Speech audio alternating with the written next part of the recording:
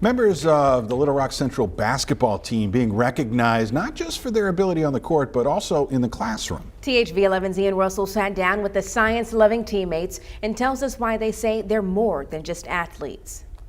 This time of year is a busy one for the basketball players here at Central High, and while each of them gives their all in the classroom and on the court, 3 of them are being recognized for scoring big at the science fair. And these kids came here because they're elite academic students, and that's something that they wanted to be a part of. Little Rock Central has a history of winning championships. Take a look at the rafters, and it's easy to see. I mean, I went in there, I was pretty confident in myself because, I've done it before. But we're not here to talk about rings on the court. These 3, Kwame and Annor Boateng and James Toney, are scoring off the court and in the classroom. My project was Let's Get Bouncy. It was about basketball. I'm just trying to see which surface was best to bounce a basketball on. The trio swept the science fair competition, bringing the top 3 spots back to the basketball program. Kwame built a firefighting robot. My house caught on fire, and luckily nobody was home, but I was thinking of I wanted to help the firefighters and think of a way to help them. Honor, an app to help study for the ACT. It feels like with science that you can basically do whatever you want, so there's no really limitations to it. In Tony's study of basketball, the 3 are student athletes, but head coach Brian Ross says they exemplify both parts. The kids,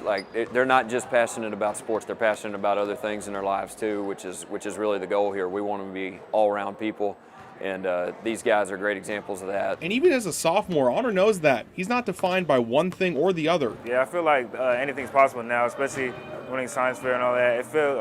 It shows our capabilities and what we can do, and basically gives us more confidence to push on. These guys aren't getting caught up in the spotlight of another medal or ring. This is who they are, and they've got a message for others too. If you put in the work, you don't have to worry about anything else. Just know that you trust in your process and the work is going to show in the end. In Little Rock, Ian Russell, THV 11 News.